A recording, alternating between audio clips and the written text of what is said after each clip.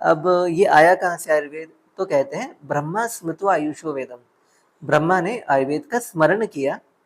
स्मरण का अर्थ क्या है? उन्होंने उत्पत्ति नहीं की। माना जाता है कि आयुर्वेद शाश्वत है, आयु भी शाश्वत है, मतलब ये सृष्टि हमेशा से थी है, आगे भी रहेगी, और इसमें जो लिविंग ऑर्गेनिजम्स हैं वो भी हमेशा से थे हैं और रहेंगे। तो अब लिविंग ऑर्गेनिज्म है तो आयुर्वेद भी है। हाँ, ये कह सकते हैं कि ग्रंथ नहीं थे, लेकिन आयुर्वेद तो था ही। जैसे मान लीजिए कोई कुत्ता है, तो उसको इंडाइजेशन होता है, तो वो घास खा के वॉमिटिंग कर लेता है और वो ठीक हो जाता है। तो क्या है ये आयुर्वेद है। बेसिकली लाइफ को कैसे सस्टेन करना, कैसे मेंटेन करना। तो ये जो आयुर्वेद है ये हमेशा से था ही। ब्रह्मा ने इसका स्मरण करके इस वेद को प्रजापति को दिया। ठीक है, अजीघ्रत मतलब उन्होंने उसको ग्रहण किया या सिखाया। तो प्रजापति यहाँ पे दक्ष प्रजापति लेना है। प्रजापति भी कई हुए हैं, तो यहाँ पर दक्ष प्रजापति की बात चल रही है। दक्ष प्रजापति आप सभी जानते होंगे, जिन्होंने भी शिवजी और सती से संबंधी कथाएं देखी पढ़ी होंगी या फिर टीवी पे सीरियल देखा होगा। दक्ष प्रजापति से अश्विनी कुमारों ने आयुर्वेद का ज्ञान लिया। अश्विनी कुमार जो है ये दो देवता हैं, देवताओं के वैद्य हैं। ये सूर्य के पुत्र कहे गए हैं, और इनकी आधी बॉडी घोड़े की है और आधी बॉडी जो है वो मनुष्य के प्रकार की ऐसी पोर्ट्रे की जाती है। ये जुड़वा भाई हैं, सूर्य के पुत्र हैं, और देवताओं के वैद्य माने जाते हैं, जो कि अपने रथ पे बैठकर तीनों लोकों में भ्रमण करते हुए जो भी बीमार देवता होते थे उनकी चिकित्सा करते थे।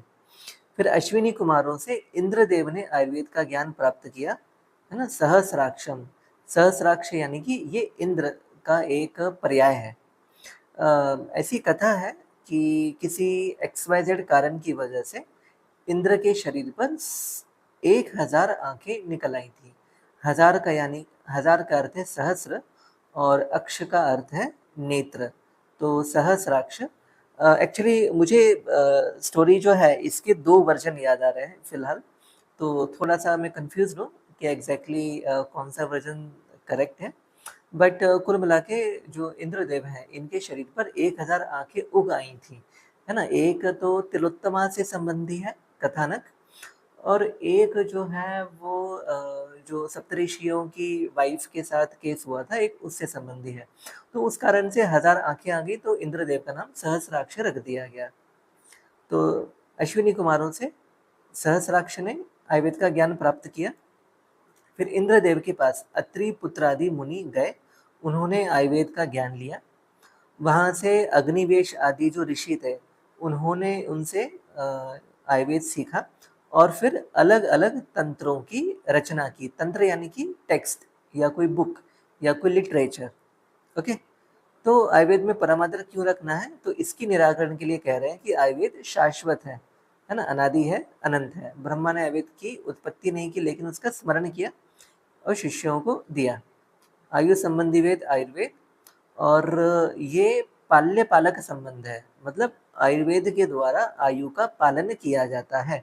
जैसे कि कोई पेरेंट्स अपने बच्चों का पालन करते हैं, उनको क्या कहेंगे, उनका कंजर्वेशन प्रिजर्वेशन करते हैं, तो उसी प्रकार से आयुर्वेद जो है वो आयु को संभाल के रखती है। अजीघ्रत का अर्थ, यहाँ पे जो अजीघ्रत शब्द है इसका अर्थ क्या है? अध्यापितवान, मतलब पढ़ाना। तो ब्रह्मा ने आयुर्वेद का स्मरण करके प्रजापति को सिखाया, उन्होंने अश्विनी कुमारों को।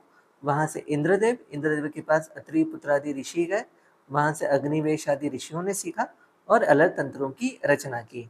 अब जब अलग अलग तंत्र लिख ही दिए थे, तो फिर वाग्भट को क्या आवश्यकता थी अष्टांग हृदय लिखने की? तो ये बताते हैं कि तेभ्यो, मतलब उनमें वो जो तंत्र बनाए गए उनमें अति विप्रकीर्णेभ्य, जो फैले थे टॉपिक्स, है ना। टॉप मतलब क्योंकि उस समय क्या था कि लोग ऐसे ही याद रखते थे, और चीज़ों को ऐसे सिस्टमेटिक करने की इतनी परंपरा थी नहीं, है ना। जैसे कि आज हम देखते हैं तो हर चीज़ को कैटलॉग कर दिया जाता है। इवन अगर आप 30 इयर्स बैक की भी बात करें तो पहले इतना एग्जॉस्टिव इंडेक्सेशन वगैरह नहीं मिलता था, जैसे आज हम देखते हैं कि इंडेक्स होते हैं, ग्लॉसरीज होते हैं। तो ये जो तरीका है चीज़ों को कैटेगराइज करने का, ये पहले इतना ज़्यादा सीरियसली नहीं लिया जाता था। तो चीज़ें कुछ यहाँ फैली रहती थी। तो उसमें से जो सारतर उच्चय है ना, ये रेड में लिखा हुआ है, जो यहाँ वहाँ फैले बहुउपयोगी अर्थों का संग्रह है ना, तो उनको उन्होंने संग्रह किया, है ना। सारतर उच्चय का अर्थ क्या है, जो यहाँ वहाँ फैले बहुउपयोगी अर्थ हैं, तो उनको उन्होंने कलेक्ट किया और अष्टांग हृदय की रचना की, है ना। क्रियते अष्टांग हृदय, कैसे की, न अति संक्षेप न अति विस्तार, मतलब न तो बहुत ज्यादा शॉर्ट में लिखा है अष्टांग हृदय, न तो बहुत ज्यादा डिटेल में लिखा है। बात क्या है कि पहले कुछ ग्रंथ बहुत ज्यादा डिटेल में लिखे गए, है ना। कुछ कुछ ग्रंथ जो है उनमें कुछ कुछ टॉपिक्स बहुत ज्यादा डिटेल में लिखे गए, जिसकी आज के परिप्रेक्ष्य में आवश्यकता नहीं थी, और कुछ टॉपिक बहुत ही ज़्यादा शॉर्ट में लिख दिए गए, जिससे कि पढ़ने वाले को समझ में नहीं आता था कि एग्जैक्टली ये क्या कहना चाहते हैं। तो इसीलिए श्रीमद् वाग्भट ने इन ग्रंथों में, मतलब जो पुराने ग्रंथ थे उसमें जो फैले हुए टॉपिक्स थे, उसमें से बहुउपयोगी अर्थों का संग्रह किया और अष्टांग हृदय की रचना की, जिसमें ना तो ज़्यादा संक्षेप में टॉपिक है, ना तो ज़्यादा विस्तार में है ना। इधर उधर बिखरे हुए प्राचीन तंत्रों में से, जैसे चरक में काय चिकित्सा उठाया, सुश्रु से शल्य तंत्र उठाया, निमि से शालाक्य तंत्र उठाया, और उत्तम से उत्तम जो सार भाग है उसको संग्रह करके अष्टांग हृदय नाम दिया। इसमें ना तो संक्षेप में है चीजें, ना ही अत्यंत विस्तार में है। अब इसका नाम अष्टांग हृदय क्यों लिखा गया, तो अष्टांग जो है आयुर्वेद के 8 अंग होते हैं, ऐसा कहा गया है। अंग यानी कि उसकी डिविजन्स।